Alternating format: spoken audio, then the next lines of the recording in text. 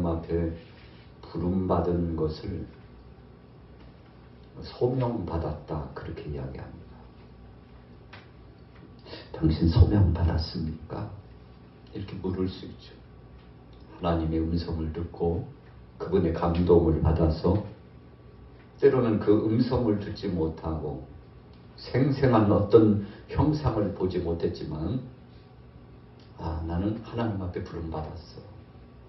왜 그런가 했더니 나도 모르는 사이에 예수님이 나의 구주가 되시고 세상을 보니 천지 만물은 하나님이 창조하신 것으로 믿어지고 내 삶의 일거수일투족이 하나님 손에 달려있고 우리 인생들은 죄로 말미암아 죽을 수밖에 없으며 유한한 삶을 살고 언젠가는 이 땅의 삶을 마무리 짓고 쇠하지 아니하는 영원한 나라 하나님 나라가 있어서 주님 부르시면 누구든지 항명할 수 없이 주님 앞에 갈 수밖에 없다.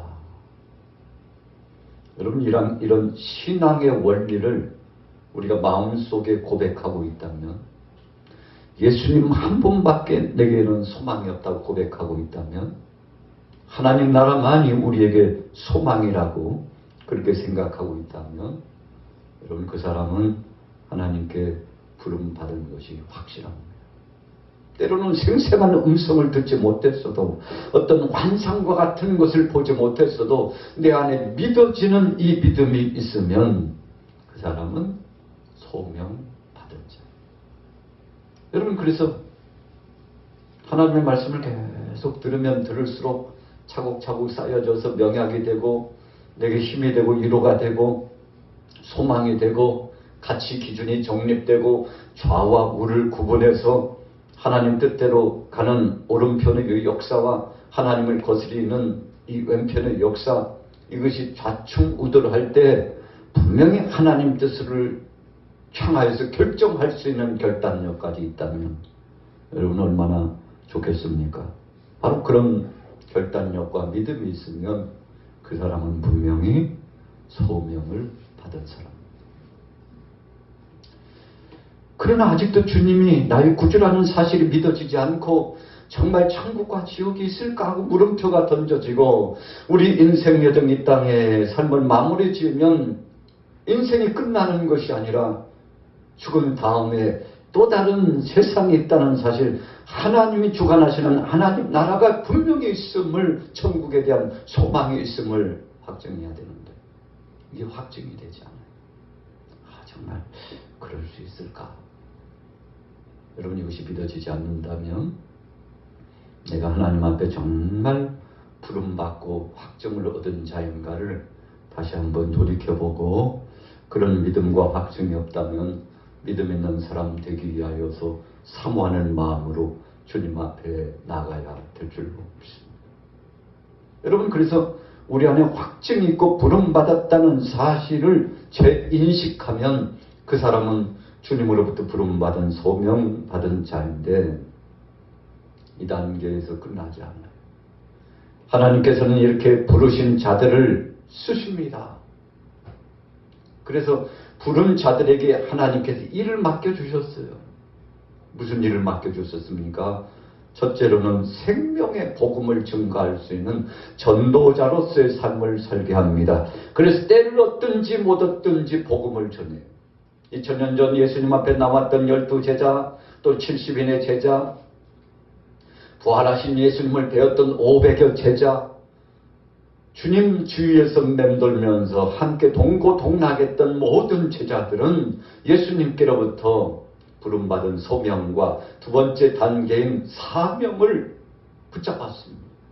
그래서 예수님 말씀하셨습니다. 주님 앞에 나와서 부활의 증거를 확증하고 주님 앞에 영광 돌리면서 찬양하고 경배하며 그분을 환영하여 모셔드린 모든 이들에게 너희는 모든 족속으로 제자를 삼아 아버지와 아들과 성령의 이름으로 세례를 주고 내가 너희에게 분부한 모든 것을 가르쳐 지키게 하라. 볼지어다 세상 끝날까지 내가 너희와 항상 함께 있으리라. 이것이 무슨 내용입니까? 사명자로 부름받은 순간. 여러분 주님이 주신 그 말씀을 믿음으로 아멘 주님 그렇습니다. 나는 주님 앞에 택함 받아서 제자가 되었사온데 하나님의 자녀가 되었사온데 나만 믿고 나의 단계에서 끝나는 것이 아니라 내 후세대들에게까지 복음을 증거하고 다음 세대까지 선한 영향력을 끼치고 나뿐만 아니라 우리 가정뿐만 아니라 이웃에게도 생명의 복음을 적극적으로 증거하겠습니다. 주님 나를 부르시는 날까지 이 일을 감당하겠습니다 하고 이런 마음에 확증하고 실천적으로 실행하는 사람이 된다면 두 번째로 사명자가 된 것입니다. 오늘 바울이 디모데 전서 말씀을 통해서 유언장과 같은 마지막 내용의 신앙의 원리와 사명자의 모습이 어떤 것인가를 자기 자신을 비춰보면서 사랑하는 동역자들에게 가르쳐 지도하고 그리고 이끌어주고 있는데 여러분 사명자의 모습이 어떤 것인가를 잘 설명하고 있습니다. 왜 그렇게 구체적이면서도 확실한 지침을 갖고 설명할 수 있었습니까? 바울 자신이 주님의 부르심 콜림을 경험해서 소명받았는데 그것으로 끝나지 않고 너는 이방인의 사도다. 내가 택한 이방인들에게 복음을 증거하기 위해서 너를 내가 특별히 택정했다라고 하는 여러분 주님으로부터 사명을 받았어요. 그날 이후로 바울은 그냥 편히 잘 수가 없어요. 얼마나 사역이 분주할 수밖에 없는지 심지어는 결혼하는 것조차 잊어버리면서 여러분 그의 한평생 자신의 전부를 이 사명 감당하는 데 몰두했잖아요. 왜 그런 능력과 권세가 그의 안에 있었던 것입니까? 주님이 나를 부르심의 은혜를 감사했기 때문에 그렇습니다. 여러분 그래서 소명받은 자, 사명자가 된 사람은 눈빛이 다르고 생각도 다르고 목적도 다릅니다. 여러분 그래서 이 사명에 재인식하게 되면 모든 삶의 반경 이 내용이 달라요. 오늘 사명자의 모습이라고 그 비춰지는 그 모습과 그 행태와 삶이 어떤 것인가를 적나라하게 이 제목 속에서 비춰보고 있습니다만 자 오늘 11절에 보십시오. 11절과 12절에 사명자가 어떤 사람인지를 아주 간편하면서도 확실하게 말씀하고 있어요. 우리 같이 읽어보겠습니다. 6장 11절 12절 시작. 오직 너 하나님의 사랑아 이것들을 피하고 의와 경건과 믿음과 사랑과 인내와 온유를 따르며 믿음의 선한 싸움을 싸우라. 영생을 취하라. 이를 위하여 내가 부르심을 받았고 많은 증인 앞에서 선한 증언을 하였더라. 아멘. 여러분 주님 앞에 정말 부름받아서 일 맡음을 받은 사명자들은요 의를 위하여 일합니다. 그리고 두 번째 경건을 위하여 끊임없이 자기 자신을 헌신하고 하나님 앞에 올려드립니다. 세 번째로 믿음을 가지고 하나님이 약속하신 그 보증을 믿고 장차 하나님이 주실 미래의 비전을 바라보고 끊임없이 정진합니다. 여러분 그리스도의 십자가 사랑을 가지고서 헌신적인 모습으로 봉사해 나가고 충성합니다. 끝까지 때를 얻든지 못 얻든지 돌아오든지 않든지 변화가 되든지 변화가 되지 않든지 주위에 있는 그 환경과 여건과 사람들이 어떤 모습과 어떤 내용을 가지고 핍박해오든지 간에 끝까지 자기 자리를 지키면서 인내합니다. 왜요? 하나님이 내게 맡겨주신 바로 그 일, 그 사명, 그 자리임을 이 속에 인식하고 뼈저리게 절감하고 그분이 나를 부르셨으니 감복하여 더군다나 일까지 맡겨주셨으니 주여 감사합니다. 감지덕지합니다. 이 일을 주님 부르시는 날까지 충성하여 헌신하겠습니다. 여러분 그래서 인내심이 그 속에 있죠. 성령의 9가지 열매 가운데도 보면 끊임없이 참고 주님이 오실 날 부르실 날을 고대하는 믿음이 있지 않습니까? 그래서 사랑과 충성과 오래 참음과 자비와 양성과 충성과 온유와 절제를 가졌다고 했습니다. 여러분 그냥 우리 속에서요 학문적으로 책을 많이 봐서 연구해서 되는 것이 아닙니다. 세상의 어떤 사설과 어떤 논제를 가지고서 골똘히 생각해서 세상 돌아가는 일을 분석해가지고 잘 분석하니 거기에서 지혜를 터득해서 여러분 가진 것이 아닙니다. 어디서 온 것입니까? 성령의 역사를 통해서 하나님이 주신 것입니다. 여러분, 그래서 그분이 생각을 바꿔주셔요. 마음가짐을 다르게 해주셔요. 그래서 역동적으로 일할 수 있는 에너지를 성령 안에 공급해줘요. 여러분, 세상에서 우리가 거둬들일 수 있는 것이라면 얼마나 좋겠습니까? 돈을 투자해서 확장해가지고 문어발식으로 확장해서 생산적으로 거둘 수 있다면 세상에 돈 많은 사람들, 부를 가진 사람들은 은혜가 충천하고 하나님 앞에서 큰 사명을 다 감당하게 해요.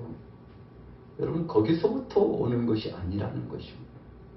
그래서 사명자들은 하나님의 사람들이기 때문에 하나님께로부터 오는 성령 안에 주어지는 이것 가지고 나가야 되는데, 여러분, 그래서 마치 오늘 11절의 말씀은 성령의 9가지 열매를 쫙 비춰주는 듯한, 성령이 행하시는 3가지 주요한 사항이 있었다고 그랬지 않습니까?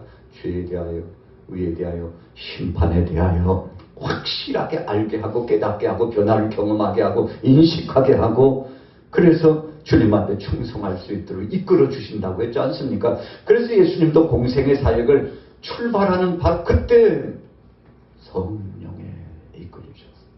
오순절 마가다락방에 교회를 세우는 기초를 놓을 때에도 너희가 예루살렘을 떠나지 말고 아버지께 약속하신 것을 받기 위하여 너희가 뭉치고 하나같이 되어 열심으로 아버지께 구하라, 이런 믿음을 가지고 순종했더니 하루 이틀 사흘날 8일 9일째까지도 하나님의 능력과 은혜가 임하지 않았어요.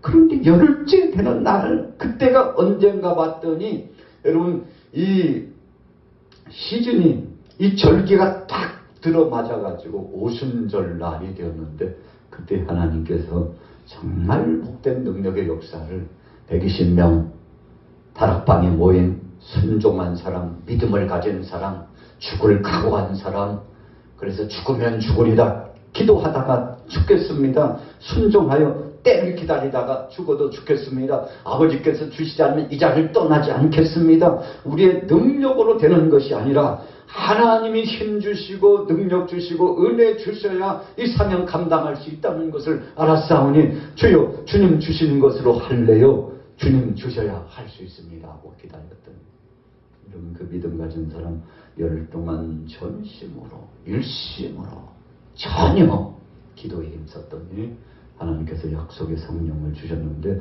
그 성령 받은 사람들마다 놀라운 증거와 변화가 나타났습니다. 여러분, 그래서 사명자들은 오늘 11절 말씀처럼 세상 것은 피해야 돼요. 자, 11절 첫머리에 그랬죠. 오직 너 하나님의 사람아 이것들을 피하고. 자, 전자에 뭐가 있습니까? 물질을 사랑하고, 10절에 9절에는 부하려고 하고, 그래서 시험과 올무에 빠지고, 8절에 보면 하나님이 주신 것을 자족하지 못하고, 뭘 자족하지 못했습니까? 6절과 7절에 보면 일용할 양식을 가지고 자족하지 못했어요. 하나님이 먹을 것과 입을 것을 주셨음에도 불구하고 그것을 자족하지 못하니 여러분, 하나님의 영광을 위하여 사명자로서 사역을 감당할 수 없었다는 것입니다. 여러분, 그래서 욕심이 넘치고 넘쳐 흐르면 결국은 주님 주신 사명을 감당하지 못하는 거예요. 자, 7절에 보십시오. 우리가 세상에 아무것도 가지고 온 것이 없으며 또한 아무것도 가지고 가지 못하리니. 모토와 같은 아주 중요한 핵심적인 포인트를 말씀해 주었어요. 우리가 세상에 뭐 가지고 왔노? 한번 생각해 봐. 아무것도 가지고 오지 않았는데 뭘 가지고 가겠다고, 뭘 싸징어지고 가겠다고 그렇게 세상 것 때문에 분주하고, 주님 주신 사명도 재인식하지 못한 채 세상 것에 그렇게 바쁜지 모르겠구나. 다 내려놓으라는 것입니다. 그래서 8절에 우리가 먹을 것과 입을 것이 있은저. 문맥을 좀 바꾸면 우리에게 먹을 것과 입을 것을 하나님이 주셨으니 우리는 감사하고 자족합니다. 저녁에 잘 때 더 볼거리 있으면 감사하다는 것이고, 아침이 되고 점심이 되고 저녁이 됐는데 하나님께서 그래도 식사할 수 있는 양식을 공급해 주셨으니 감사하고, 마실 물을 주셨으니 감사하고, 그러면 됐지 뭐가 더 필요한데. 여러분, 오늘 바울은 사랑하는 동역자들에게, 사랑하는 믿음의 형제 자매들에게 이 세상의 시험과 올무와 유혹을 이기려면, 세상의 무시무시한 엄청난 악의 세력들의 구축의 역사들을 우리가 이겨나가려면 이런 자족하는 마음 없이는 이 사명 감당할 수 없다고 분명하게 말씀하고 있죠. 그래서 오직 너 하나님의 사랑아, 이거 피해가지 않으면 그 다음에 나타나고 있는 의와 경건과 믿음과 사랑과 인내와 온유를 통해서 믿음의 선한 싸움을 싸울 수는 없다. 왜요? 무기가 없으니까요. 여러분, 무기 없이 어떻게 싸웁니까? 로마 군사들이 전장에 나가길 때 머리에는 투구를 썼다고 그랬어요. 가슴에는 흉배를 붙였습니다. 한 손에는 검을 들고 한 손에는 방패를 가졌다고 그랬습니다. 허리에 있는 띠를 둘렀다고 그랬습니다.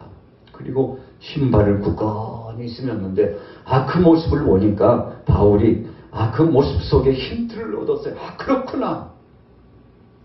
우리는 머리에 쓴 구원관을 가지고서 구원의 투구를 쓰고 의의 흉배를 붙이고 믿음의 방패를 갖고 말씀의 검, 성령의 검을 가지고 진리의 허리띠를 두르고 복음의 신발을 신고 끊임없이 주님 오실 때까지 복음 증거하면서 어떤 상황 속에서든지 방패로 막을 것은 막고 찌를 것은 찌르고, 그래서 대적할 것은 대적하고 피할 것은 피하고, 그래서 주님 오시는 날까지 이 사명, 복음 증거 사명을 감당해야 되는데, 자족한 마음을 갖고 세상 욕심 버리지 않으면 이 일을 감당할 수 없고 이 사명 감당할 수 없다는 사실을 명명백백 말씀해 주고 있죠.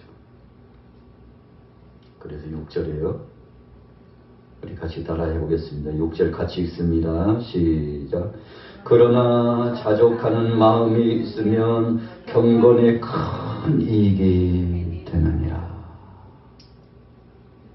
그럼 8절에 말씀한 것처럼 그냥 먹고 덮을 거 있으면 그것에 만족하고 감사하는 것이 자족이라고 했는데, 예수님께서도 제자들을 훈련시킨 다음에 이제 진짜 되게 훈련 삶의 현장으로 둘씩 짝져 보내면서 처음에는요, 전대도 준비하고, 준비할 수 있는 것들 다 준비해야 되건만 예수님께서 준비하지 말라고 그랬어요. 여행자들이 준비할 수 있는 필수 요소를 다 내려놓고 가라고 그랬어요. 왜 그랬습니까? 어찌 보면 참 주님이 무심하기도 하죠. 그런데 가서 체험해보라는 것입니다.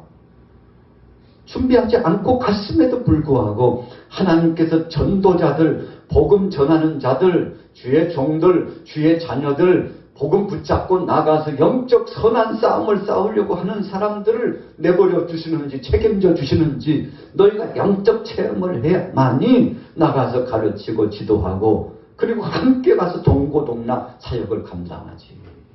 가지고 가지 마. 이번에 체험해봐.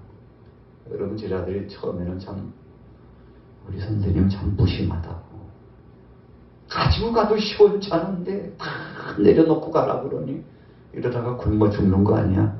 염려하고 근심할 수 있지만 제자들이 그대로 순종했습니다. 주님 말씀대로 빈손으로 나가서 복음 들고 나가서 증거했는데, 그들이 가진 것이 있다면 예수 그리스도의 이름이에요. 당신들 누구나? 우리 예수님 그리스도께서 우리를 파송해가지고 이 거울에 왔는데 다른 거 없습니다.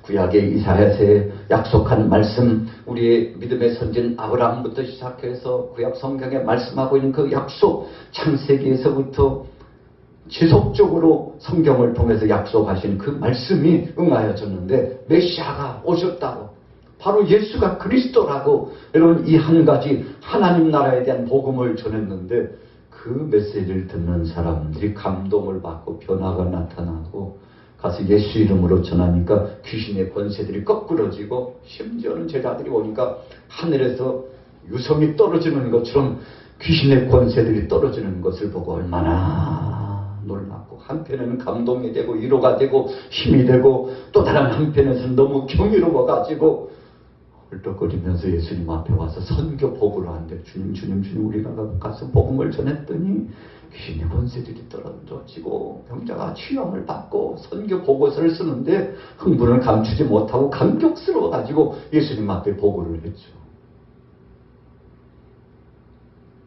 예수님께서 흐뭇해 하셨을 겁니다. 그래, 순종하니 어떠더냐? 주님 말씀 순종하니까 하나님이 펴주시고 하나님이 먹여주시고 하나님이 영혼들을 책임져 주셔서 무슨 말을 해야 될 것인지 우리 입을 열어주셔가지고 성령님이 다 인도하신 거 체험했습니다. 그래, 바로 그거야. 여러분, 그리고 그 다음부터 제자들을 파송하실 때는 이제 주님이 십자가를 지시고 죽으실 날이 가까우니까 이제부터 너희들이 다 준비하고 가라. 야, 심지어는 검도 준비해. 검. 무장할 수 있는 대로 철저하게 무장해. 여러분, 그래서 베드로가 쌍칼을 차고 검을 다 소유하고 예수님 호위무사처럼요. 게세마네 동산에서 예수님 기도하실 때 기도하러 올라갔지만 그러나 제자들은 함께 기도하지 못했죠. 결론이 뭐였습니까? 육신이 피곤해가지고 눈이 감겨서 막 죽을 것만 같아요. 예수님 몇 번 모셔가지고 야, 일어나서 기도 좀 하지. 아휴, 또 졸고 있어. 여러분, 그러나 제자들이 함께 기도하지 못했죠. 예수님께서 이제 붙잡혀 가시는 그 최후의 순간이 찾아왔죠. 베드로가 보니까 만만치 않은 사람들이 몰려와가지고 예수님을 붙잡아 가려고 하는데 칼을 빼가지고 예수님 지켜드리겠다고 제사장의 종 말고의 길을 갖다 내리쳤죠. 그때 예수님께서는 베드로야, 칼을 다시 칼집에 꽂아. 칼로 하는 거 아니라니까. 내가 너에게 기도하라고 그랬지. 칼을 가지고 문제 해결하고 그러지 않았잖아. 여러분, 베드로가 예수님께 참 혼났죠. 그리고는 오히려 원수와 같은 사람들, 참 제사장의 좀 말고에 기대기가 떨어졌는데 그거 다시 주워가지고 예수님께서 붙여주시고 깨끗이 치유해 주시고 회복하셨잖아요. 베드로 봤지? 이렇게 하는 거야. 사랑으로 하는 거야. 용서로 하는 거야. 이제 내가 십자가를 지러 가는데 십자가로 사명을 감당하는 거야. 끊임없이 자족하면서 용서하고 사랑하지 아니하면 이 사명은 감당할 수 없는 거야. 칼을 가지라니까 칼을 그렇게 쓰라고 준 것이 아니라니까. 여러분, 그래서 베드로가 그때는 몰랐지만 성령 받고 보니까 육신적인 가시적인 휘두르는 칼이 아니라 말씀의 검을 가지고서 주님 주신 능력의 말씀에 순종하는 영역을 가지고서 사역을 감당해야 되는 것이라고 재인식하고 나중에는 그가 순교를 당할 때도 내가 어떻게 예수님처럼 똑같이 십자가에 못 박혀 죽음을 당했느냐고. 여러분들 나를 거꾸로 매달아 주시오. 내 소원입니다. 나를 거꾸로 매달아 달라고. 내가 어떻게 우리 예수님의 모습처럼 똑같이 십자가의 형의 고통을 당하면 죽겠느냐고. 나를 거꾸로 달아달라고. 여러분, 그렇게 해서 십자가 처형, 거꾸로 처형 당하여 순교를 했다는 전승이 계속 내려오고 있지 않습니까?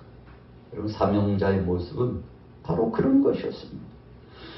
그래서 5절 직전에 3절까지 보면요, 사명자와 사명자가 아닌 사람이 쫙 비유가 되고 있어요. 자, 보십시오.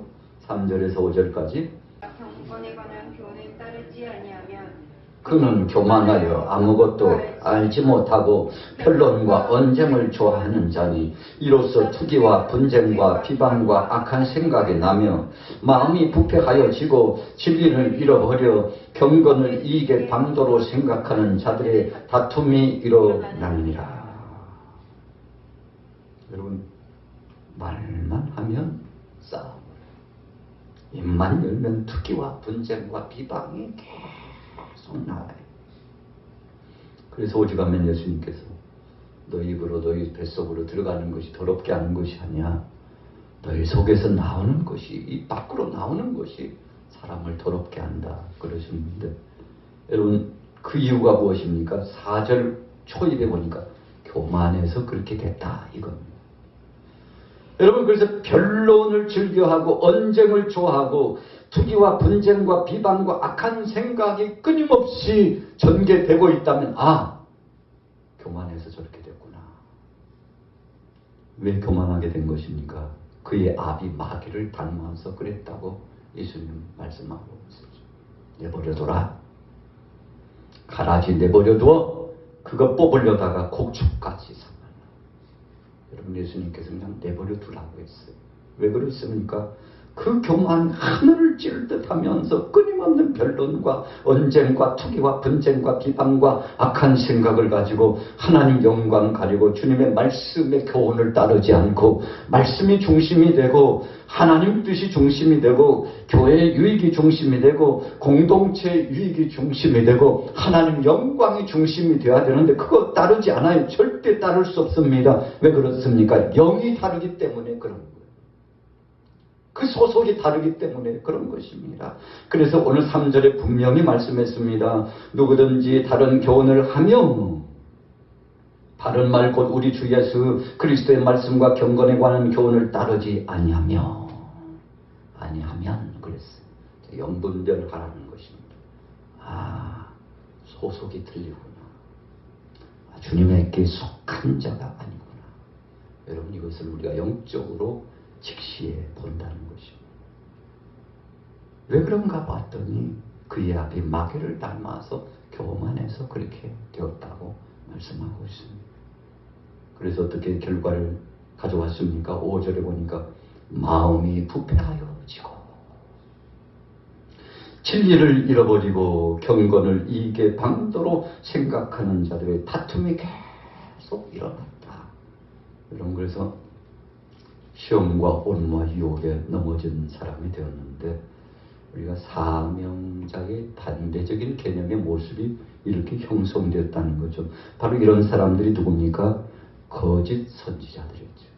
거짓 교사들이었습니다.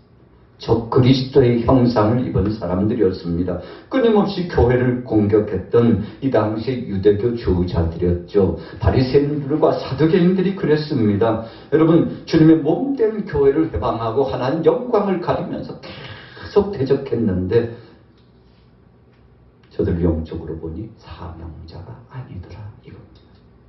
여러분 그래서 우리가 종종 그렇게 이야기하잖아요. 사명자는 죽지 않는다. 또 다른 원리는 사명자는 주님 주신 그 사명 그 자를 끝까지 사수하고 믿음을 지키며 최선의 경주를 다한다. 여러분 그래서 사명자는 주님 앞에 부름받아 일을 맡은 자입니다. 그래서 많이 받은 사람은 예수님이 많이 찾으시겠다고 하셔서 엄미한 말씀을 주셨는데 오늘 바울은 주의 나라에 입성할 때가 이제 가까워왔음을 저가 영적으로 감지했습니다. 이제 순교당할 날에 가까웠어요. 성령님께서 그에게 자꾸 이제 가르쳐 주셔요. 그래서 마지막 사랑하는 제자에게, 사랑하는 교우들에게 꼭 해주고 싶은 말씀이 있는데, 여러분들과 저는 사명자들인데 믿음의 선한 싸움을 끝까지 싸우시고 흔들리지 마십시오. 어떤 거짓의 것들이 미혹하고 넘어뜨리고 공격해 온다 할지라도 흔들리지 말고 주님 오실 때까지 이 사명 감당하십시오. 때가 되면 주님이 채워주시고 일으켜 주실 겁니다. 자, 결론 내려볼까요? 14절입니다. 14절 15절 같이 읽습니다. 시작. 우리 주 예수 그리스도께서 나타나실 때까지 흠도 없고 책망받을 것도 없이 이 명령을 지키라. 기약이 이르면 하나님이 그의 나타나심을 보이시리니 하나님은 복되시고 유일하신 주관자이시며 만왕의 왕이시며 만주의 주이시오. 그러면서 16절에 뭐라고 말씀했습니까? 오직 그에게만 죽지 아니함이 있고 가까이 가지 못할 빛에 거하시고 어떤 사람도 보지 못하였고 또 볼 수 없는 이신이 그에게 존귀와 영원한 권능을 돌리는지어다. 누굽니까? 예수 그리스도께 모든 영광을 올려드린다는 것입니다. 오늘 저와 여러분들은 그분 만나 뵙기 위하여 고대하고 있습니다.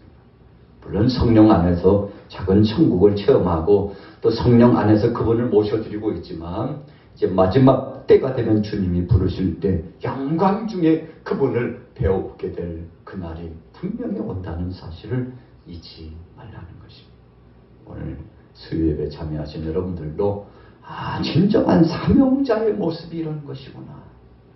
진정한 사명자의 모습은 악한 것을 피하고 의와 경건과 믿음과 사랑과 인내와 온유를 따르면서 선한 싸움을 싸우고 하나님 영광을 위하여 끝까지 정진하는구나. 오늘 우리가 이 길을 끝까지 달려갈 길을 다가서 주님을 기쁘시게 하기를 예수님의 이름으로 축원합니다.